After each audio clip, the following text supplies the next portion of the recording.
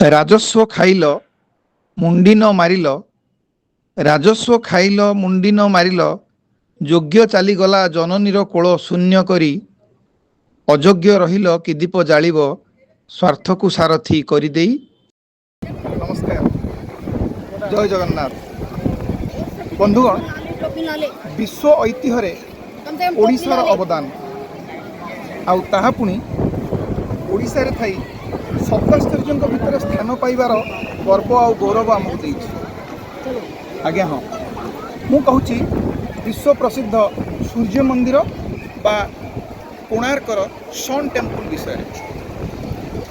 ତତ୍କାଳୀନ ଗଙ୍ଗବଂଶର ରାଜା ଲାଙ୍ଗୁଳା ନରସିଂହ ଦେବଙ୍କ ଦ୍ୱାରା 1145 ମସିହାରୁ 1156 ମସିହା ପର୍ଯ୍ୟନ୍ତ ଦୀର୍ଘ 12 ବର୍ଷ ସମୟ ଲାଗିଥିଲା ଏହି ମନ୍ଦିରର ନିର୍ମାଣ ପାଇଁ।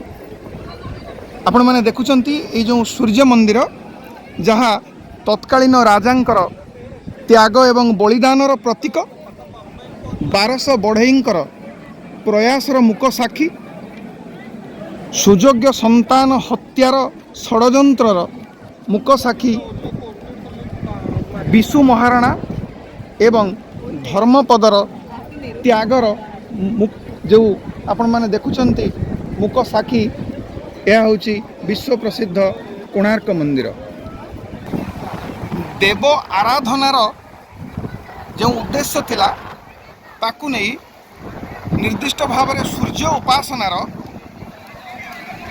ଯେଉଁ ମୂଳ ମନ୍ତ୍ର ରହିଥିଲା ତତ୍କାଳୀନ ରାଜାଙ୍କର, ତାକୁ ନେଇ ସେ ନିର୍ମାଣ କରିଥିଲେ 1200 ବଢ଼େଇଙ୍କୁ ନେଇ ଏହି କୋଣାର୍କର ସୂର୍ଯ୍ୟ ମନ୍ଦିର। ରାଜାଙ୍କର ନିର୍ଦ୍ଦେଶରେ ରଥ ଆକୃତିର ଏକ ମନ୍ଦିର ନିର୍ମାଣ କରିବା ପାଇଁ ନିଷ୍ପତ୍ତି ନିଆଯାଇଥିଲା। ଭଗ୍ନାବଶେଷ ହେଲେ ବି ରଥ ଏବଂ ଘୋଡ଼ାର ଦୃଶ୍ୟ ଆପଣମାନେ ଏବେ ବି ଦେଖିପାରୁଥିବେ।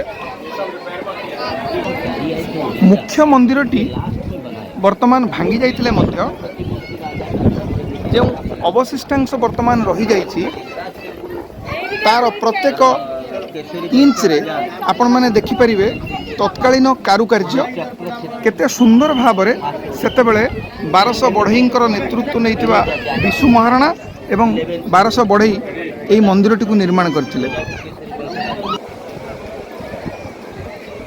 ଯୋଗ୍ୟ ବାପାଙ୍କର ସୁଯୋଗ୍ୟ ସନ୍ତାନ ଥିଲେ ଧର୍ମପଦ, ଯାହା ଆମେ ବହିରେ ପଢ଼ିଛୁ ବା ଶୁଣିଛୁ। ମାତ୍ର 12 ବର୍ଷ ବୟସରେ ଏତେ ଜଟିଳ କାରୁକାର୍ଯ୍ୟ ଏବଂ ମନ୍ଦିରର ମୁଣ୍ଡି ମାରିବା ବା ଦଧିନଉତି ବସାଇବାର କଳା ଆଉ କୌଶଳ ବୋଧେ ତାଙ୍କ ଜିନ୍ରେ ଥିଲା।